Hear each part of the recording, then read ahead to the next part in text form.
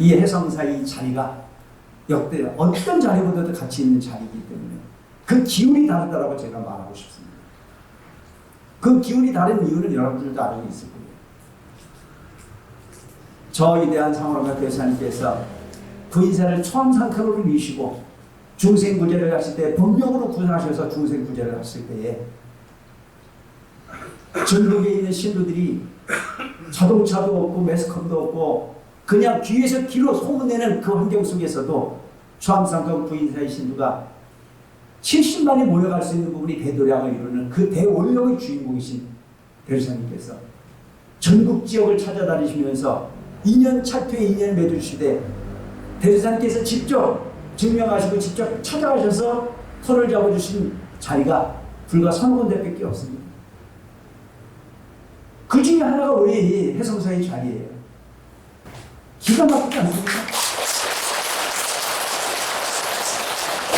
그렇기 때문에 어떻게 보면 부인사, 창건, 천태중 중창의 역사 70년 속에서 가장 빠르게 불사를 이룬 지역이 우리 김해 해성사 자리라고 볼 수 있어요. 여러분 알고 계시지 않습니까? 전국의 많은 불자들이 부러워했던 지역 중에 하나였어요. 대주사님 계실 때에 이곳에는 절터를 잡을 수 있었고 이곳에 법회를 볼 수 있는 인연을 가졌으니 얼마나 대단한 인연입니까? 그러니까 그 어느 것보다도 정말 인연이 깊은 도량입니다. 그럼 그만큼 가치 있는 부분으로 꽃이 피워야 될 의무가 우리한테 있습니다. 그 꽃을 여러분들이 잘 피워주고 계셔요. 바로 우리 해성사는 상호론각 대사님이 계실 때에 직접 오셔서 터를 잡은 그런 도량 중에 하나라고 볼 수 있어요. 하나라고 보는 게 아니고 사실이죠. 그래서 이곳과 인연이 되는 부분에 대해서는 여러분들이 여러 번 설명을 드렸을 거예요. 저는 이곳에 오기 전에는 그런 얘기를 들은 바가 없었어요. 사실은. 그 이곳에 와서 보니까 우리 회장님께서 이런 고민을 하시는 거예요. 여기 비석이 있습니다. 비석이 몇 개 있는데 이 비석을 어떻게 했으면 좋겠습니까? 근데 그 비석 중에 하나의 비석이 김선희 보살이라고 하는 독립되어진 비석이 지금도 있어요. 그래서 그 비석 내용이 궁금했었는데 종단의 어른 스님들이 이야기를 들어봤을 때 이곳에는 아주 기가 막힌 사연이 하나 있다. 아마 이곳의 신대님들은 오래되신 신대님들이 귀에서 길을 내려오되 그 김선희 보살이라고 하는 보살이 터를 시주했다라고 하는 내용 정도만 알지 그 깊이 있게 이해하고 있는 분들이 별로 없더라는 거죠. 근데 부인사에 오랫동안 대사님이 계실 때부터 신행 활동을 하셨던 우리 스님들이 그 내용을 알고 계시더라고요. 우리는 이 부분을 알고 갈 필요가 있어요. 우리 신님들이 이 부분을 알고 갈 필요가 있어. 이곳이 얼마나 대단한 곳인지를. 내가 머물러 살고 있는 이 도량이 어떤 연유가 어떤 인연이 있는 찰통지를 모르고 가는 것 자체는 참 어리석은 일이잖아요. 그래서 저도 이곳에 주지로 와서 그 얘기를 듣고 난 이후에 참 신비한 곳이다. 이곳이 범상치 않은 도량이다. 그 범상치 않은 이유가 뭘까? 대주사님께서 직접 다녀가셨다고 하는 게 중요하고 대주사님께서 이곳을 다녀가실 수밖에 없었던 그 인연이 또한 신비하다. 다 알고 있는 내용이긴 하지만 다시 한번 좀 설명을 드리면 이곳에 머물러 사셨던 곳이 아닌 김선희 보살님이라고 하는 보살님은 이곳에서 아마 가까운 곳에 사셨던 걸로 알고 있습니다. 그 보살님은 부인사와 인연이 없으셨던 분이래요. 그런데 세상의 삶의 이치를 남보다 맑게 알아서 남에게 아는 소리 정도로 삶을 충고해 줄 정도로 그렇게 삶을 영위하셨던 분이라고 해요. 누군가가 삶이 궁금했을 때 그분에게 가서 물어서 그분이 이렇게 하라 저렇게 하라 뭔 얘기인지 알아먹겠죠? 그런 분이셨다는 거예요. 결혼도 하지 않으시고 혼자 사셨다는 거예요. 양자 하나를 들여서 그 양자가 기내시청 공무원이 돼서 얼마 전에 정년퇴직을 하실 정도로 그러니까 자식을 낳아보진 않았지만 그래도 양자를 들러서 공무원을 만들 정도로 학교열이 있으신 분이었고 지식적으로도 대단히 앞서가는 분이셨겠죠. 그래 사셨던 분이 어느 날 생을 다해서 돌아가셨어요. 주변 사람들은 그가 돌아가셨으니까 장사를 지내려고 준비를 했겠죠. 그럼 돌아가신 그 혼이 구인사를 갔다는 겁니다. 사람이 직접 간 게 아니고 죽어서 혼이 구인사를 가서 혼이 대제사님을 만났다는 거 아니에요.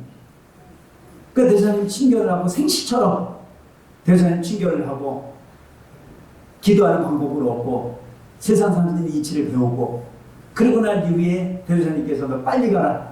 빨리 가지 않으면 네 육신을 찾지 못하니까 빨리 가라고 해가지고 그 당시에 현실이 아니고 혼이 대제사님께서 비행기를 태워 보내가지고 비행기를 타고 얼마나 급했으면 도착을 해서 깨어난 분이 김선희 보살이에요.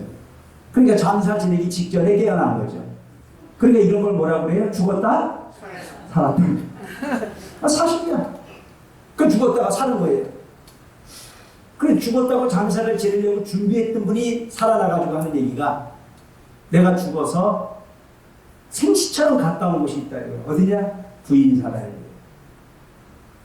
그래서 생시처럼 기억나는 구인사를 물어물어 찾아가서 만난 분이 사모로가 대제사님이세요.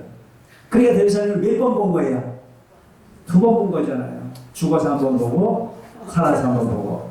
그래서 살아서 찾아가서 대제사님 친결을 한 겁니다. 제가 이만저만 했습니다. 대제사님 다 알고 계시죠. 이미 법으로 만났으니 그만두만 했다라고 하는 걸 다 알고 계십니다. 근데 우리가 가끔 보면 전설의 고향에서 보는 이야기가 그냥 거짓말이 아니라는 거죠. 우리가 살고 있는 세상이 여러분 분명히 그런 게 있어요. 꿈을 꿔도 생시처럼 꾸일 때가 있어요, 없어요? 있습니다. 정확하게 있어요. 그러니 우리가 이야기하고 있는 눈으로 보이는 것만이 세상이라고 말하는 사람은 어리석은 사람들이라는 거죠.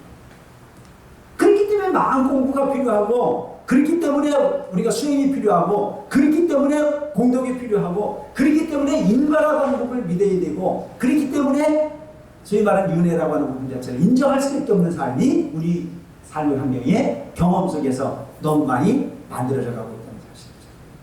근데 이것이 이 해성사의 그야말로 스토리 중에 강한 스토리가 됐어요. 그래서 너무나 그분이 감동을 받아서 너무나 대단하신 부처님을 뵙고 대선한 전에 간청을 했다는 거 아닙니까? 제가 사는 동네, 제가 사는 곳에 한번 꼭 오셨으면 좋겠다. 그래서 당신이 가지고 있었던 평생의 재산을 다 부처님에게 공양 올리고 싶다. 그분이 얼마나 대단한 분이에요. 사람이 죽을 때는 알뜰하게 다 버리고 가도 아깝지가 않은데 다시 살아나면은 다시 욕심이 생겨야 안 생겨요? 그게 우리 희한한 일이거든요. 근데 그분은 오직 삶을 받고 죽음을 받기 때문에 부처님에게 공양을 올리는 부분이 가치가 뭐다라고 하는 걸 그분은 아셨겠죠. 그 대사님 초청을 하셔서 모셨어요. 당신이 살고 있는 그 집 다 공양을 올리겠다는 대사님께서 그게 아니고 절을 지어도 아무데나 절을 줄 수 있는 부분이 아니다. 그러니까 이 터를 와서 보신 거예요. 우리 해성사 터를. 그 당시에 여기가 소매는 언덕배기 거름밭이었다는 거예요. 그러니까 우리 지금 안부장님이 이곳 사신 분이기 때문에 호박 심고 소 끌어다 메고 그랬던 언덕배기였다는 거예요. 지금은 집이 사거리가 뚫려가지고 아주 멀쩡한 동네가 됐지만 그러니까 대제사님께서 이쪽에 오셔가지고 이 터를 보시고 이 터가 절터다. 이 터가 보통 터가 아니다. 이곳에 머물러 불사를 이루면 그야말로 만중생이 모일 수 있는 도량이 된다는 말씀을 하셨어요. 그럼 김선희 보살이 당신이 모든 재산을 다 처분해서 터를 산 게 이 해성사 터입니다. 지금 이 터에다가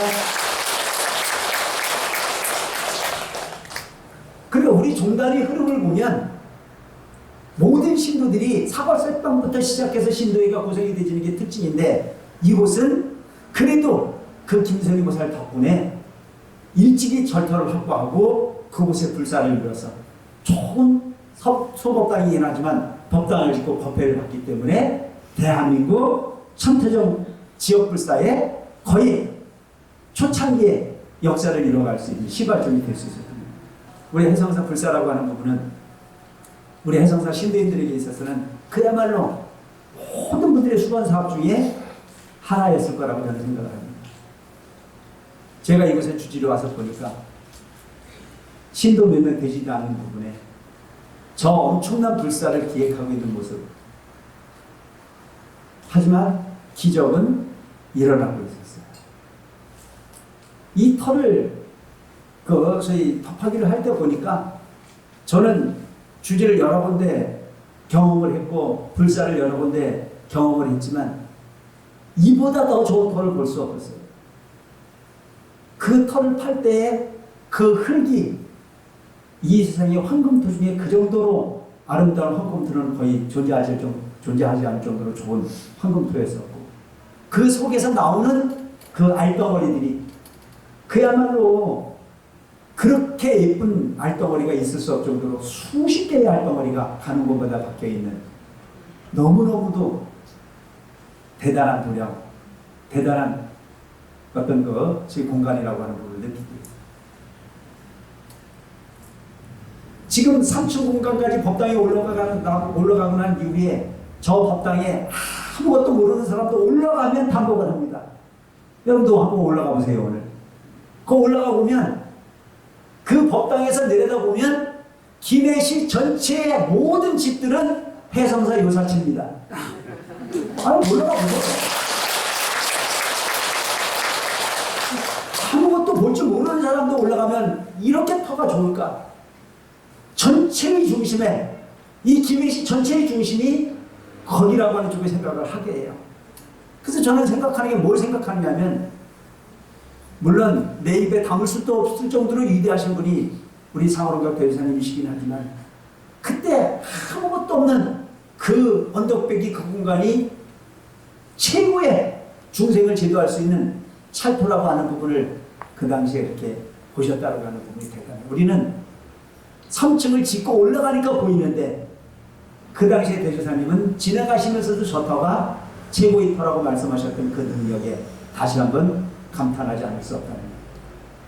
제가 오늘 이런 말씀을 왜 드리냐면 이렇게 좋은 이렇게 수십 년 전에 대주사님께서 최고의 자리라고 증명하셨던 이곳에 여러분들이 정성을 다해서 우리가 지금 불사를 진행하고 있지 않습니까?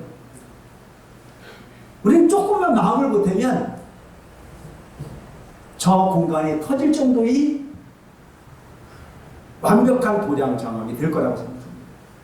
저는 여러분 사람이 꽃보다 아름답다는 광고에 동의해요. 아무리 저를 많이 전하도 아무리 멋진 도량을 이뤄도 사람이 보이지 않으면 그게 가치 있는 도량이 될 수가 없습니다. 그래서 제가 꿈꾸는 부분은 바로 그거예요.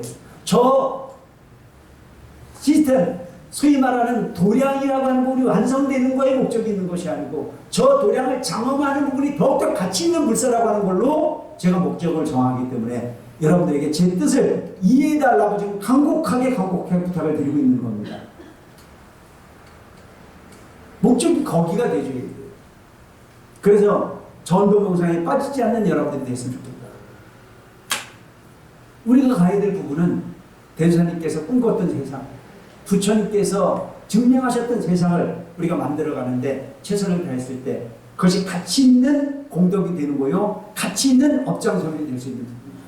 그래서 대주사님 계실 때 70만 정도가 지금은 250만 정도로 발달을 하고 부인사가 초암상가를 출발했던 부분이 70년 역사 속에서 전국 지역에 160군데 이상의 어떤 그런 사찰로 발전을 해가는데 우리 해성사는 대주사님이 생전에 계실 때에 이 터를 와서 잡아주셨고 이 터에서 일찍이 시작해서 그 대주사님 뜻으로 이렇게 시작이 된 도량이긴 하지만 이제는 이 도시가 발달을 하고 그러면서 이 도시의 격에 맞는 부분의 사찰이 지어져 가고 있는데 여기서 이렇게 보면 그 김해 시내가 전체가 마치 이 도량의 여사체가 된 것처럼 이렇게 광활한, 그러니까 그 당시에는 우리가 저 밑에서 높이 보이지를 못했기 때문에 터가 이렇게 존재를 몰랐는데 대주사님은 그 당시에 이런 높은 곳에 올라오지 않았어도 이 터가 이만큼 갖춰진 자리라고 하는 걸 법으로 증명해 주셨고 그 당시에 터를 잡아주신 부분이 터에서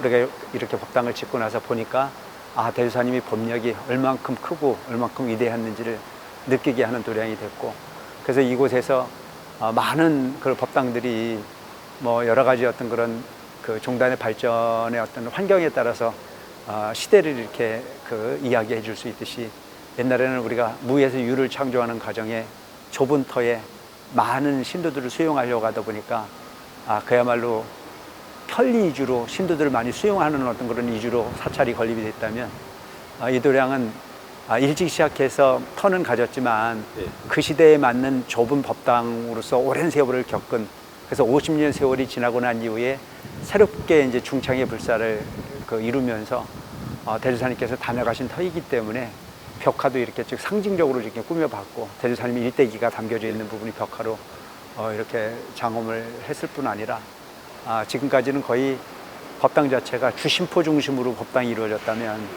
이 법당은 이제 다포집으로 이루어져서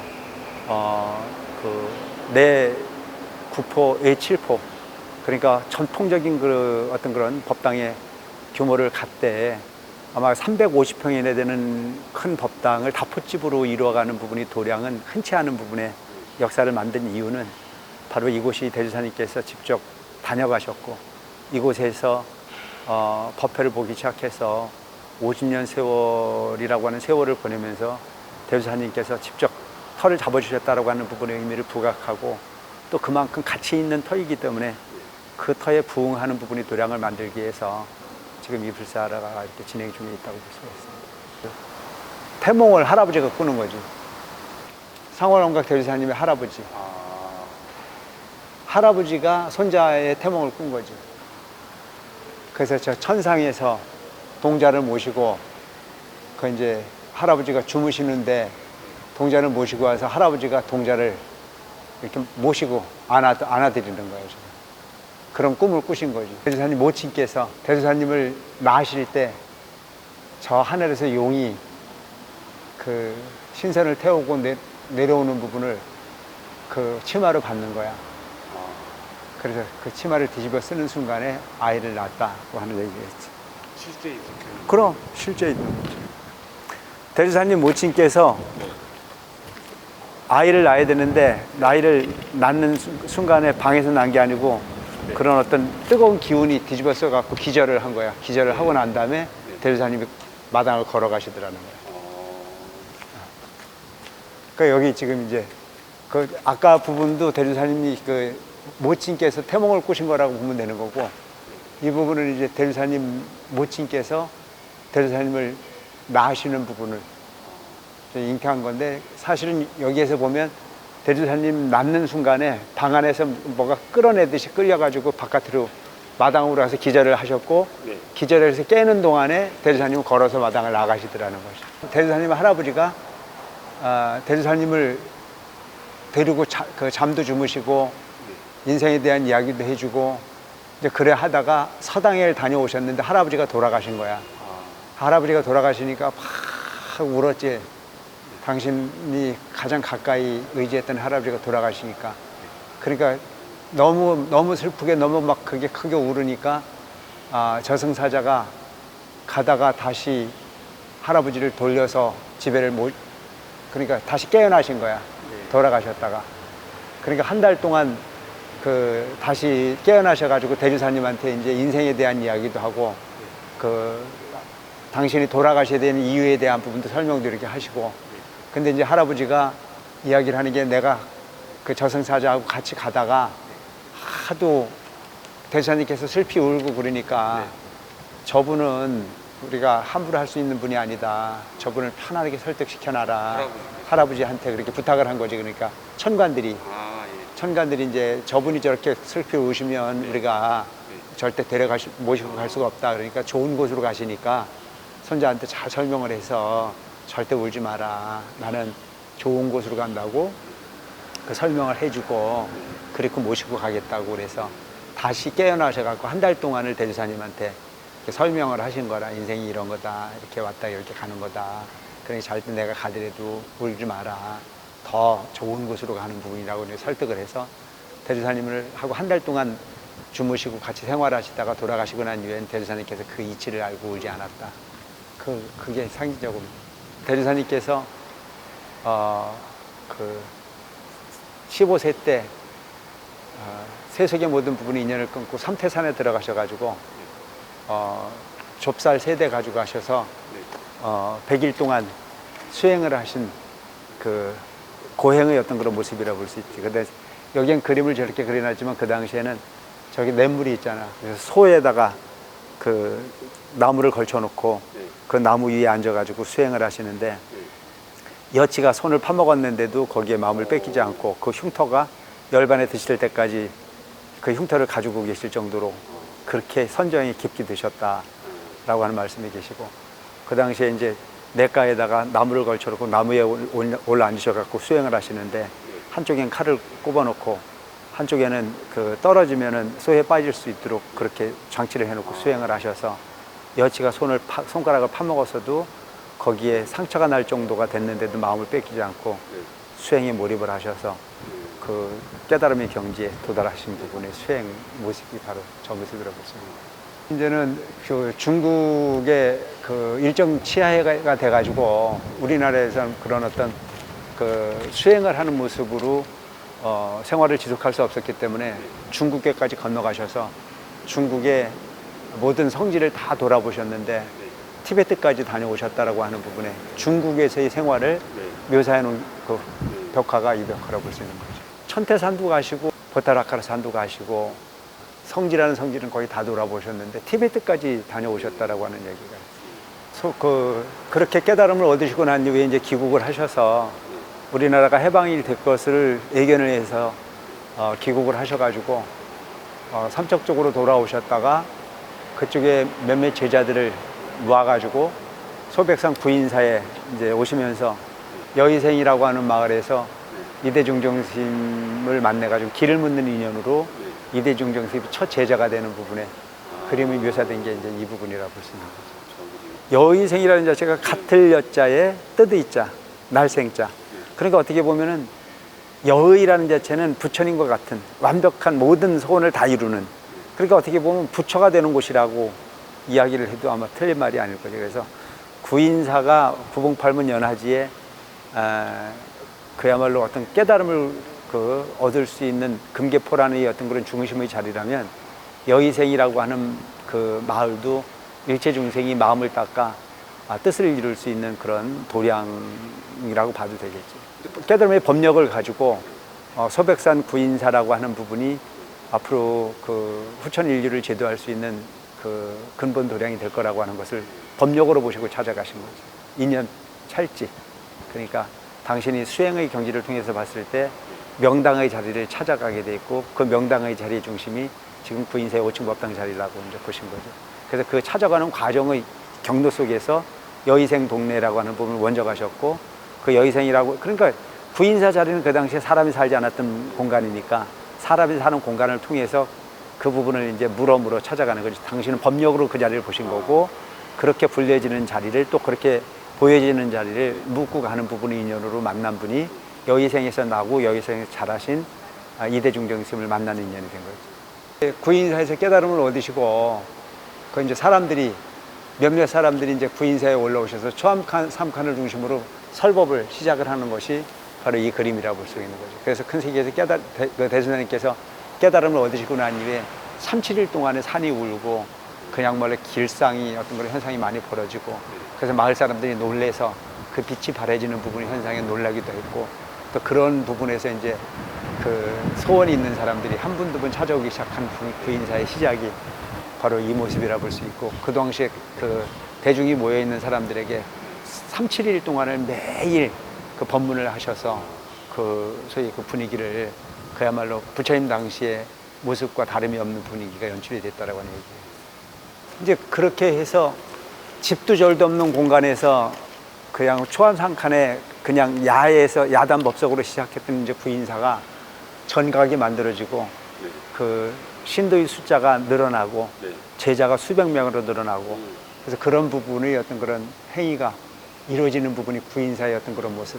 과거에는 일반 신도들이 신도의 신반에서 출가하지 않은 사람들이 신분에서 법문을 듣고 했던 데서 시작해가지고 이제 여기에서 이 그림을 보면 그 신도도 보이고 스님들이 보이고 가사장삼을 들을 수 있는 어떤 그런 종단의 체계, 그러니까 그 부처님의 어떤 그런 가르침을 실천할 수 있는 사부대중의 어떤 그런 완성되어져 가는 모습이 이 벽화에 담겨져 있다고 볼 수가 있는 거죠. 그러니까 사찰의 기능, 종단의 기능, 부처님과 사부대중이었던 그런 기능이 완벽하게 갖춰진 부분으로 발전해 가고 있다. 그래서 이 김해가 그 당시에는 뭐 몇몇 안 되는 그냥 군청 그 도시였었는데 앞으로 이 도시가 어쨌든 간에 세계적인 도시가 될 거라고 하는 말씀을 하셨고 수십만이 모이는 도시가 된다라고 하는 말씀을 하시면서 그 규모에 맞는 어떤 사찰이 지어져야 될 그런 큰 도량이 될 거라고 하는 말씀은 주셨고 그 부분의 뜻에 따라서 이 불사가 지금 추진이 되고 있다고 보십니다. 들은 이야기이긴 하지만 우리나라가 그 금수강산이라고 이야기하는 부분은 꽃피고 세월어서 금수강산이 아니고 모든 그 사물들이나 모든 사람들이나 이렇게 보면 머리에 금관을 쓰거나 관을 쓰잖아요. 그러니까 우리나라가 세계의 우두머리 국가가 되기 때문에 금수강산이라고 말씀을 하셨고 그래서 앞으로 세계의 우두머리 국가가 되는 부분은 정신적 부분의 어떤 그런 가치를 통해서 우두머리가 된다. 그 정신적 부분이 우두머리가 될 수 있는 부분의 가장 큰 부분은 불교의 수행이라고 하는 부분이 바탕으로 리더가 되고 그 법력이 완성이 되었을 때는 세계의 언어가 아닌 한국의 언어로 우리나라 말로 우리나라 글로 세계에 존중받는 부분이 국가가 된다라고 하는 말씀을 하셨던 걸로 듣고 있습니다.